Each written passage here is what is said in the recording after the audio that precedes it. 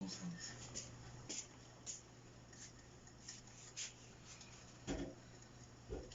Introducción. Los primeros muebles de Beatriz González datan de 1970. Ese año expone la última mesa, pintura en esmalte sobre lámina metálica ensamblada en mueble y naturaleza casi muerta. Cama presentada en la segunda Bienal de Arte Colterger Medellín, con los muebles representa a Colombia en la Bienal de Sao Paulo de 1971 y en la exposición Colombia 71, realiza en el Museo de Arte Moderno de Buenos Aires.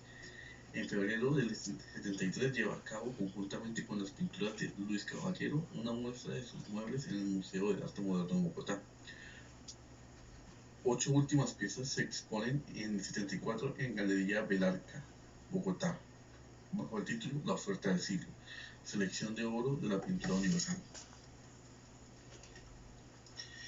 Estos 5 años de trabajo, donde alternan los muebles con serigrafías, dibujos y óleos sobre tela, centrado sin embargo lo más original y moderno de su capacidad productiva de los muebles, han definido a Beatriz González como la pintora clave para comprender un arte nacional. Su obra crece y alcanza una dimensión que no había conseguido hasta entonces, proponiendo una rica iconografía encarna la colectividad y al mismo tiempo la inventa y proyecta, constituyéndose en su cero más auténtico. Comparto plenamente la opinión de Luis Caballero cuando lo escribe: usted es la única gran pintora colombiana, usted es la única pintora colombiana que ha sido capaz de pintar colombiano. Caballero sabe perfectamente el riesgo que corre al emitir este juicio. Yo quiero acompañarlo en ese riesgo, asumiéndolo para tratar de verificarlo con análisis crítico, a fin de que tal afirmación no quede como una frase improbable, sino como el resultado convincente de una investigación. Tal investigación debería comenzar con la obra de Beatriz González anterior a los muebles, pero se centrará en estos. Por considerar que ninguna de las etapas que las preceden queda excluida, sino al contrario, involucradas en ellos y revestidas de una intensidad no alcanzada antes. La finalidad de este estudio es además hacer esa comprobación para proyectarla fuera de Colombia. Tanto Luis Caballero como la propia Beatriz González consideran que su obra no tiene posibilidad de ser comprendida fuera del país. Se equivoca. La respuesta relativa que tuvo al ser expuesta en Sao Paulo y en Buenos Aires nada tiene que ver.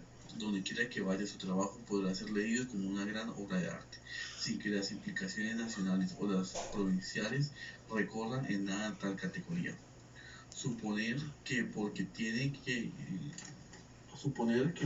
relación estrecha con la idiosincrasia local, porque a la vez está hecha de espadas a la demanda exterior de folclore, que de alguna manera atiende la obra pictórica de Fernando Botero y la Bienal de Gabriel García Márquez, porque carece de todo espíritu de concesión y de interés en halagar a nadie, porque desconfía incluso de la receptividad nacional y hace escarnio de ella.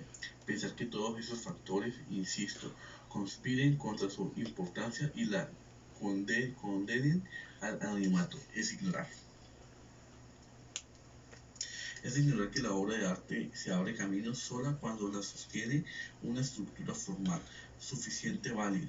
En el peor de los casos, su imposición de los medios nacionales o internacionales puede ser diferida o mediatizada, pero nunca descartada. La crítica ayuda al reconocimiento y lectura de una expresión artística. Eso parece indudable, siempre que una obra logre ser desmontada en sus mecanismos operativos. Enfrente del trabajo de Beatriz González, la crítica ve suscitarse, removerse y plantearse una gran cantidad de problemas, en medio de los cuales se ubica ese trabajo como en un cañamazo de sostén. La estructura particular de la obra facilita al pasaje a otra estructura mayor y más compleja, que casi siempre se ha confundido con un debate de dudosos resultados: el debate de la validez de lo cursi en el arte popular versus arte culto, de la pintura como práctica subversiva, de la desacralización de la imagen. el consumo de la obra por parte de la burguesía. Discusiones generalmente más mal planteadas, emotivamente dirimidas, resueltas a imperios, que deslatan la fragilidad cultural de un grupo humano que está lejos de sentirse seguro y reconocer como propio. Un intento sistematizado de aclarar esos puntos recalca el debate en nivel aprovechables. Varias veces ha sido la misma pintora quien se ha referido a tales puntos, ha hablado de ellos con esa discreción a la vez tímida y cáustica de la característica, dejando caer frases categóricas que no lo eluden del enfrentamiento con los problemas, pero donde su posición respecto a cada uno de los puntos quedan perfectamente diluciadas. Es su pintura, la pintura que a su vez corresponde a las interrogaciones inteligentes que ella se hace como persona culta, miembro de una cultura particular y como ser reflexivo, condición bastante infrecuente en el arte moderno que desencadena y desarrolla una problemática. Estoy convencida de que solo por interferencias explicando el alcance e importancia de cada tema y estableciendo la marca como su obra lo resuelve, se puede medir la excepcionalidad de su tarea artística. Nadie le ha planteado con tan tajante claridad. Fernando Botero, en un cambio semejante, quedó en el límite del folclore, dominando la pintura de intuiciones casi siempre geniales, que termina resolviendo como un enorme acto personal, ajena a cualquier investigación de campo. En la otra orilla colombiana se levanta la pintura culta y en el resto es país a medias o directamente informe, tierra de nadie, donde se descalifica popular y el folclore burgués emerge como una brutal espontaneidad entre la pintura culta, el folclore real y el falso folclore. La obra de Beatriz González está abocada a observar las fallas de la cultura general y de la cultura popular, con tanta genuina curiosidad como alerta espíritu crítico. De ahí que su obra sea, además de una estructura pictórica inventiva y satisfactoria, una forma de conocimiento y un elemento determinante para aproximarnos a la imagen profunda de un país.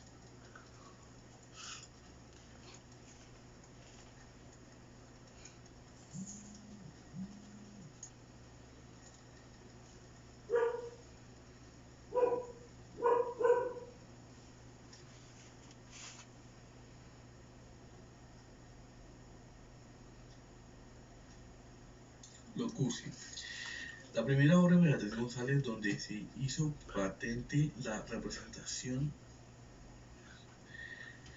de lo cursi fue Los suicidas del Cícica, pintada en 1965 y presentada en el Salón Nacional de dicho año, donde ganó un premio especial.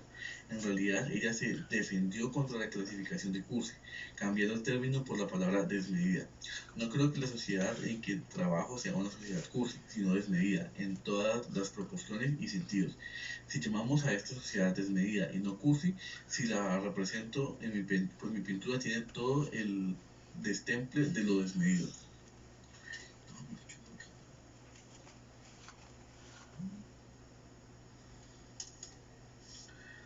Al rechazar el apelativo de cursi, está rechazando también la categoría de quiche, donde se tendió a ubicarla cuando fue definiendo sus preferencias. De las numerosas explicaciones acerca del quiche, prefiero usar la de Clemente Greenberg, que suscribió al pensar la obra de Beatriz González como un producto quiche. La condición previa del quiche, sin la que el quiche sería imposible, es la disponibilidad al alcance de la mano de una tradición cultural plenamente madura, cuyos descubrimientos y conquistas y cuya cumplida autoconciencia puede explorar el quiche con sus propias manos. En efecto, toma en préstamo de este hallazgo trucos, estrategias, reglas empíricas, temas, los transporta en sistema y descarta el resto. Por así decirlo, el quiche toma su linfa vital de toda esta reserva de experiencia acumulada. Leyendo con cuidado esta afirmación parece aplicable punto por punto a las tendencias de Beatriz González. No es aplicable en cambio el término quiche en tanto que elementos negativos como los ha presentado Broch y Adorno, MacDonald y Greenberg, entre otros, refiriéndose a las alternaciones de valores promovidas flagrantemente por la industria cultural. El kitsch, sostiene Greenberg, pasa a ser un sucedáneo miserable de la cultura, un mero repetidor, donde la creación se extenúa, la creación que se desgasta, sin vida, un fraude, una falsedad, el epítome de todo lo que hay de espuero en la vida de nuestro tiempo. Evidentemente, nada tiene que ver con el trabajo de Beatriz González, con el kitsch entendido en tal forma.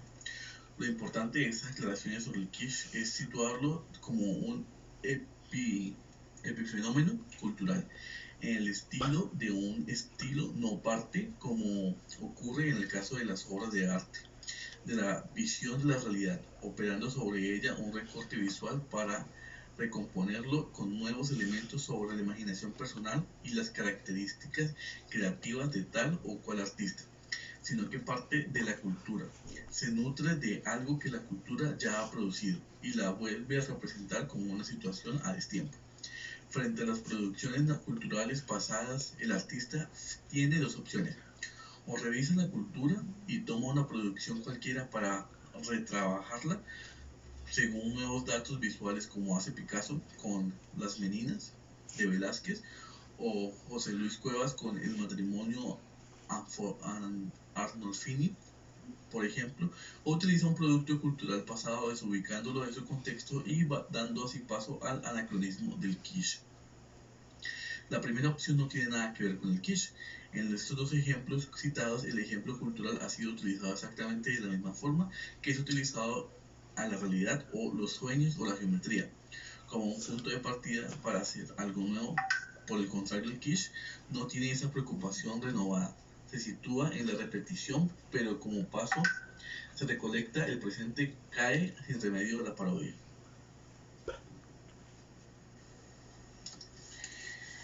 El problema del kitsch es más que todo temporal, crea una obra desubicada y por tanto gratuita, de ahí su descontrol, su caída continua en lo grotesco.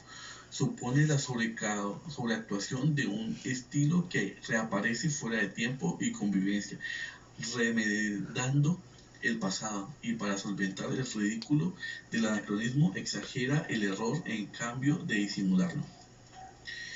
En el contexto del arte actual, el kitsch fue considerado por el artista como una forma de salirse al paso al kitsch, generado por los medios masivos de comunicación que preferían, lógicamente, moverse entre las fronteras de un falso estilo ya digerido y gastado que no causa problemas de asimilación al público. La intervención de los artistas produjo lo que llama Rosenberg el kitsch del kitsch. Esto es por otra cosa lo que se hace Beatriz González, cuando en 1964, en medio de una investigación perfectamente seria acerca de la encajera de Vermeer, que suscita de ella toda una serie de descubrimientos plásticos, formales y estructurales, fue considerado por el artista como una forma de salirse al paso al kitsch, generado por los medios masivos de comunicación que preferían, lógicamente, moverse entre las fronteras de un falso estilo ya digerido y gastado que no causa problemas de asimilación al público. La intervención de los artistas produjo lo que llama Rosenberg el kitsch del kitsch. Esto es por otra cosa lo que se hace Beatriz González, cuando en 1964, en medio de una investigación perfectamente seria acerca de la encajera de Vermeer, que suscita de ella toda una serie de descubrimientos plásticos, formales y estructurales respecto a planos de color, transposición de la perspectiva de superficie, presenta la encajera almanaque pilroja y la encajera de la noche de rendición de Breda. En ambas obras, la investigación de una obra cultural pasada, la encajera de Vermeer y la rendición de Breda, deja paso a la franca descolocación del tema. El tema, relegado a un contexto absurdo, resulta por lo tanto satirizado. La pérdida de respeto por un tema sobreviviente, también de este año con su obra Un busto para la encajera del imperio, donde apunta por primera vez la irrisión del homenaje a la el homenaje de la pompa vana del monumento, actitud que se irá incrementando en el desarrollo posterior de su obra. Llámelo cursi, llámelo desmedido, lo cierto es que en el factor que alerta la investigación lineal de la encajera y de la rendición de Breda da una pauta definitiva para comprender su trabajo, la importancia del punto de vista, desde donde examina tanto la realidad como la cultura. Es sintomático que Beatriz González se demorara 2 años enteros en la encajera, después de salir de las lanzas, que era todavía una tarea universitaria fuertemente influida por su maestro Antonio Roda. La encajera es un metódico ejercicio mental y pictórico, la cual ella misma da cuenta. Si lograba por medio de dibujos previos, se podía obedecer a la encajera, ordenarle que mirara para el lado contrario, hacerlo levantar la cabeza, metamorfosearla en gárgola, criatura de ave, mona. Así comenzó el juego emocionante del cual forman parte mis cuadros del 64, obsesionada por los acentos de Vermeer, sus formas definidas y sus formas esfumadas, los colores planos que sirven de espacio en los almanaques, piel roja y el deseo de tener unos colores independientes entre cromos y refinados. Fui transformando la encajera, recortándola hasta desligarla de Vermeer, de su ambiente, de sí misma.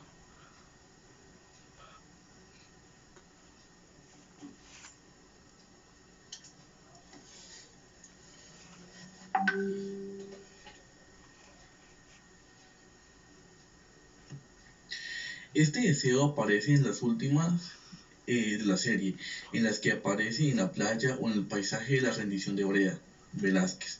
Apuntes para la historia extensa de Beatriz González.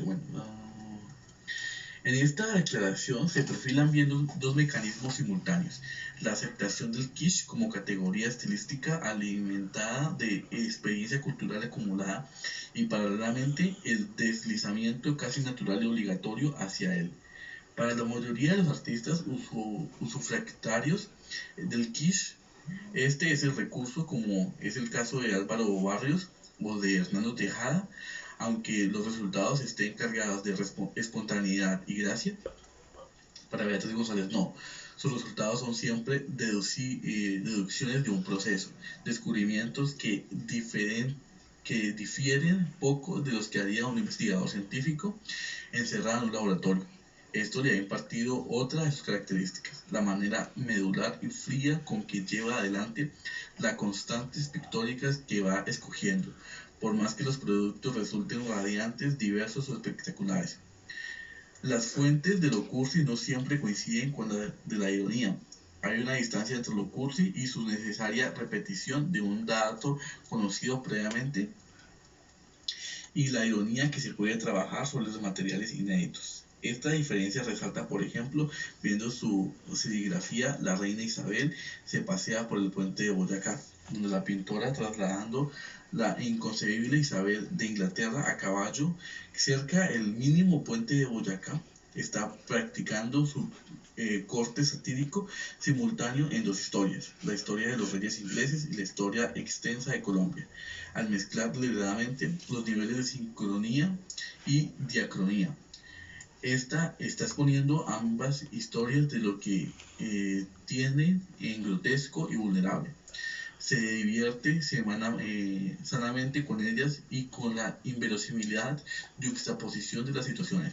No trabaja en este caso con datos de la cultura visual del pasado, sino más bien con informaciones históricas que denota mediante su lenguaje visual.